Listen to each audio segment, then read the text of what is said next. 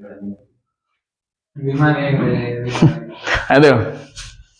आज हम लोग स्ट्रेट लाइन का कुछ एमसीक्यू क्वेश्चन फिर से लेके आए क्लास 11 स्ट्रेट लाइन क्लास 11।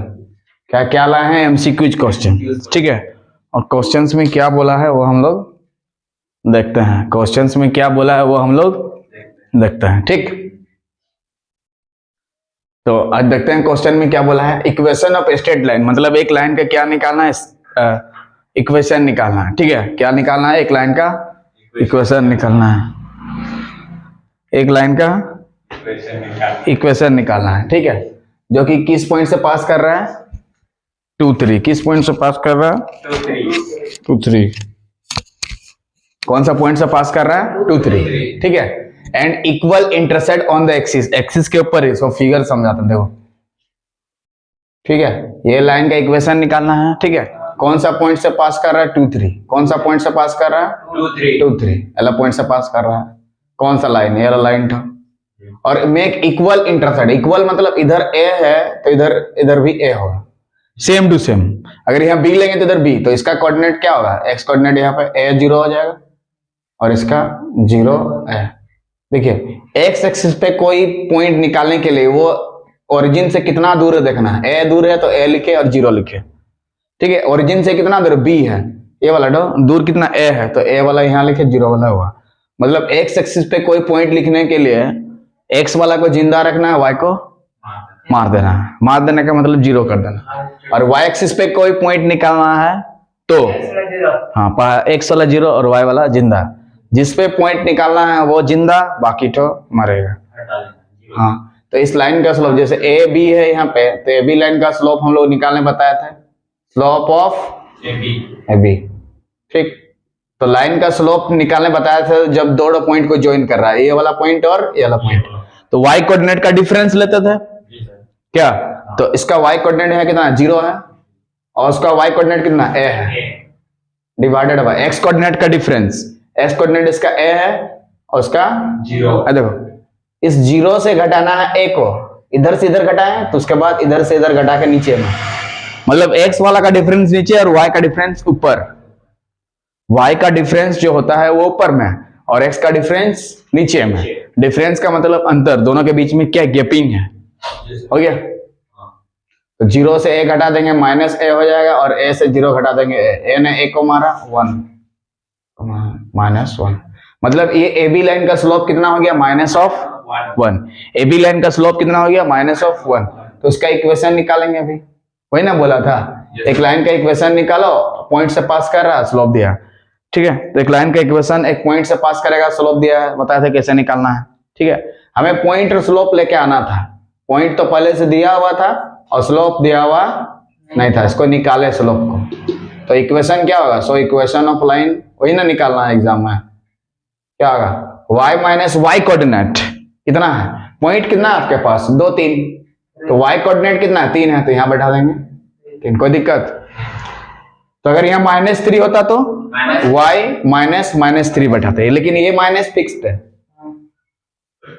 ठीक। y minus y coordinate equal to slope कितना दिया है? -1 इक्वल टू स्लोप। ये वाला क्या हो गया हमारा? स्लोप। और ये वाला हो गया y कोऑर्डिनेट, क्या हो गया? y coordinate. बोलो, इतना दूर दिक्कत? y minus y coordinate equal to slope. फिर x माइनस x कोऑर्डिनेट कितना है? 2 है, तो 2 लिखेंगे। अगर यहाँ -2 होता तो यहाँ पे +2, -1 तो +1, -3 तो +3, यहाँ +3 तो -3, -3 तो +3, और यहाँ पे लिखा जाता है स्लोप, यहाँ पे लिखा जाता है स्लोप। यही है लाइन का इक्वेशन, जो कि कौन सा पॉइंट से पास करेगा? 2 3, और जिसका स्लोप हम लोग निकाल चुके हैं कितना? -1। स्लोप को कैसे निकाले? स्लोप यहाँ दिया हुआ नहीं था, उसको निकालना पड़ा दो पॉइंट को ज्वाइन करते हुए। तो दो पॉइंट को ज्वाइन करते हुए स्लोप बताया था कि difference of y coordinate bye difference of x coordinate, इसीलिए यहाँ पे -1 आ गया। हाँ, वो जगह जो 0 और a, वो जो दूसरा नहीं हो सकता है? नहीं, 0 दूसरा ले सकता है। अगर तुम यहाँ b मानेगा तो यहाँ b 0 लिखेंगे, 0 भी लिखेगा। यहाँ सेम लेना पड़ेगा, यहाँ अगर b ले रहे तो इधर भी b लेना होगा। क्यों? नहीं, नंबर नहीं ले सकता, इंटरसेक्ट में कुछ तो लेना होगा। नंबर लिखने से भी कटेगा, लेकिन जब क्वेश्चन बना रहा तो थोड़ा अच्छा सा दिखना चाहिए, ठीक है। क्योंकि ऑप्शन है, तुम अपने से सोच के ले सकता है, लेकिन ऑप्शन में तो आपको तो टिक लगाना है ना, तो सोचने से। लेकिन वो जब बनाइएगा क्वेश्चन को, अगर बनाने देगा तो इसे लिखिएगा। या ए क्यों लिखे है? नहीं, माना नहीं है, क्वेश्चन में बोला है देखो इक्वल इंटरसेप्ट, मतलब इक्वली कटता है। ये लाइन दोनों एक्सिस को इक्वली कटता है, मतलब एक्स एक्सिस को जिस पॉइंट पे कटेगा उधर भी उतना ही होगा। इधर 4 तो इधर 4, इधर 3 तो इधर 3, इधर 6 तो इधर 6, मतलब एक्स एक्सिस को अगर 6 में कटेगा 6 पॉइंट पे, उधर भी 6 पॉइंट पे, लेकिन कोऑर्डिनेट सब अलग अलग हो जाएगा दोनों का, समझा? इसीलिए यहाँ ए लिए तो इधर ए, इधर बी मानेंगे तो इधर बी, इधर सी, इधर सी, इधर डी तो इधर डी, इधर ओ मान लो। ठीक है, ओ ए कितना दिया ए, और ओ बी कितना दिया है ए। ये सब माना गया है अपने से, यार लिखे नहीं है। ठीक है, क्योंकि ऑप्शन में टिक लगाना है, तो इसको थोड़ा सॉल्व कर लेंगे। ठीक है, देखिए तो यहाँ y-3, किसी को दिक्कत?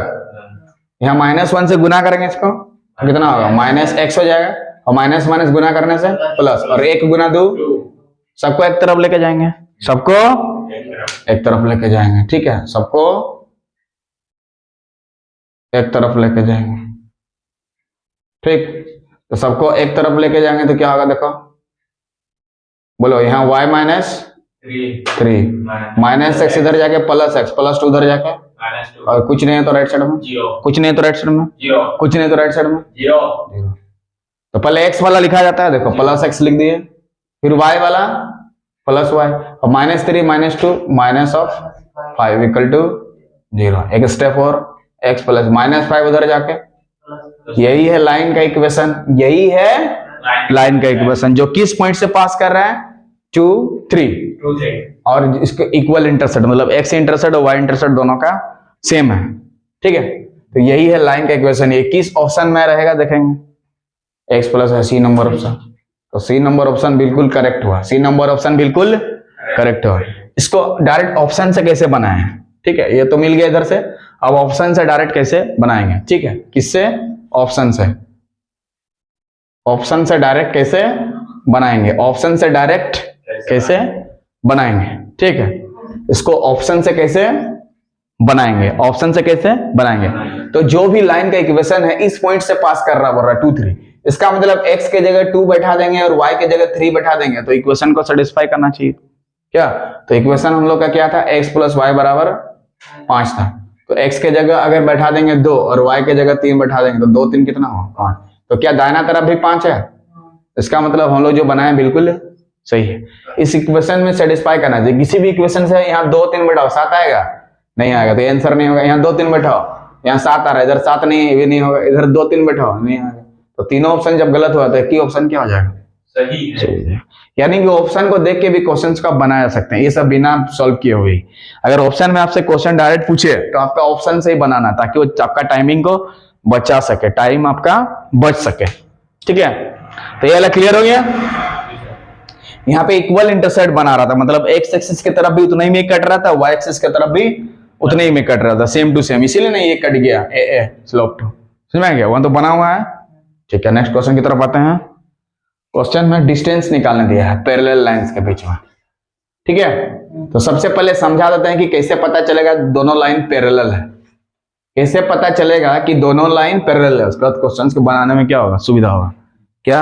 How to find that the given lines are parallel, कैसे पता करेंगे? How to check the given lines are parallel? For that you have to take the coefficient of x y and x y का coefficient को देखेंगे दोनों line के equation में। पहला में भी सेम रहेगा, दूसरा में भी सेम रहेगा, तो समझ जाएंगे कि दोनों लाइन क्या है? पैरेलल है। जो बोले वो समझो। देखो यहाँ पैरेलल लाइंस लिखा है, लेकिन लाइंस लिखना हम लोग क्या कर दिए? भूल गए। लाइंस लिखा है लेकिन पैरेलल लाइंस लिखना भूल गए। क्या क्या लाइंस अब देख लीजिए थोड़ा। x + by + c = 0, और एक लाइन है x + by + d = 0। ये दोनों लाइंस है ना, ये लिखने भूल गए थे हम लोग। अब उतार लीजिए क्वेश्चंस में। तो डिस्टेंस बिटवीन, BW का मतलब क्या होता है? बिटवीन। तो पैरेलल लाइंस के बीच में क्या करना है? डिस्टेंस को निकालना है, डिस्टेंस को निकालना है, डिस्टेंस को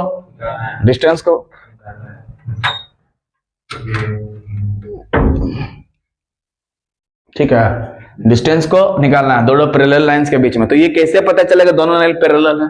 दोनों में x y z का कोएफिशिएंट समान होना चाहिए। देखो यहाँ पे, यहाँ x का कोएफिशिएंट कितना है? a। नीचे वाला mx का कोएफिशिएंट a। क्या दोनों सेम है? क्लियर हो गया? यहाँ पे y का कोएफिशिएंट कितना? b है। इधर y का कोएफिशिएंट कितना? b। क्या दोनों सेम है?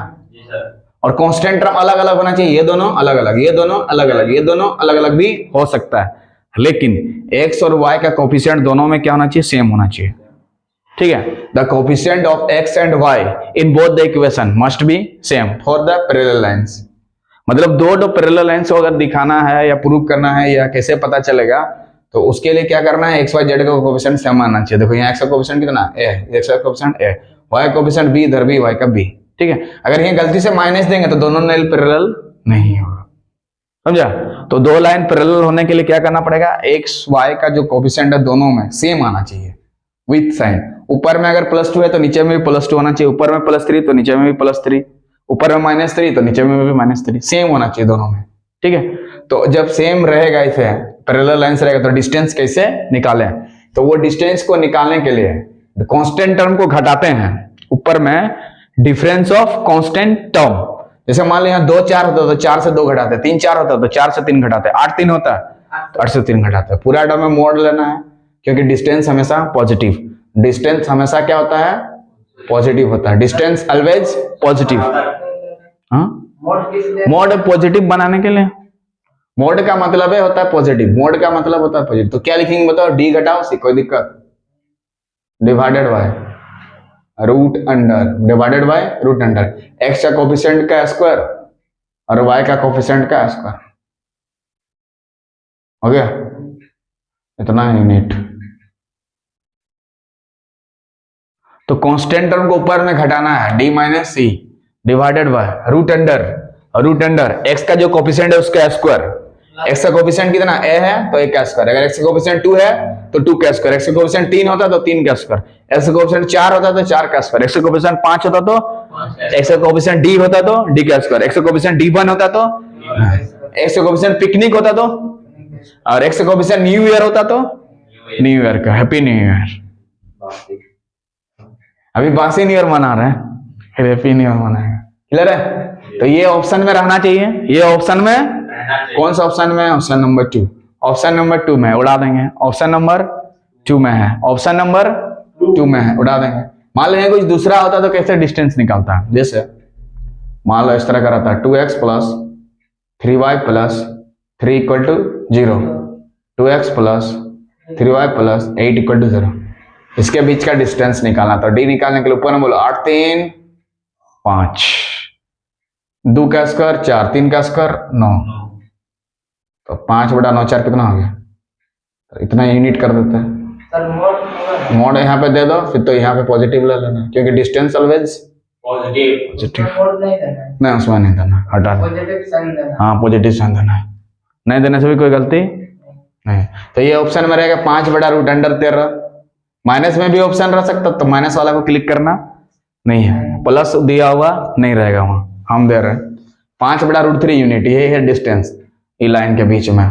ठीक है, ये दोनों डिस्टेंस पैरेलल लाइन है, इन कैसे पता चला, इधर भी 2 है, इधर भी 2 है, इधर भी 3 है, इधर भी 3। ये पैरेलल कब नहीं होगा, जब इधर -2 घुसा देंगे, या -3 दे देंगे पैरेलल नहीं होगा, -4 दे देंगे पैरेलल नहीं होगा, -8 दे देंगे पैरेलल, समझ आया। तो दो डिस्टेंस निकालेंगे कब, जब पैरेलल लाइंस तोड़ दिया होगा, तो डिस्टेंस कैसे निकाला, समझ में आ गया। ठीक है ना, क्लियर। तो दो लाइंस के बीच में, दो लाइन के बीच में दो पैरेलल लाइंस और दोनों के बीच का डिस्टेंस कैसे निकाला, समझ में आ गया ना, कि डिस्टेंस निकालने के लिए कांस्टेंट टर्म को घटा देना, divided by root under x का जो कोफिशिएंट है उसका स्क्वायर जोड़ वाई का जो कोफिशिएंट है उसका स्क्वायर लेंगे, उसको सॉल्व कर देंगे तो हमारा आंसर आ जाएगा, क्लियर है। So if you like the video please subscribe the channel so that you can watch this type of video। तब तक के लिए इस वीडियो के साथ बने रहिए। जय हिंद, जय भारत। हाँ, ये ठीक है, नीचे